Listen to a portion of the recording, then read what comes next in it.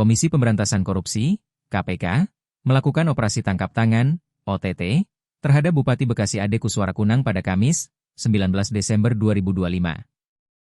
Bupati Bekasi Ade Kuswarakunang ditangkap bersama 9 orang lainnya dalam OTT di Bekasi, Jawa Barat. Berdasarkan LHN yang dikutip tribunsumsel.com pada Jumat, 19 Desember 2025, Bupati Bekasi, Ade Kuswara terakhir melaporkan harta kekayaannya pada 11 Agustus 2025 khusus, awal menjabat. Ade tercatat mempunyai harta di bidang tanah dan bangunan sebesar Rp76.527.000.000. Sebelumnya, KPK membenarkan tengah melakukan operasi senyap di wilayah Kabupaten Bekasi pada Kamis malam.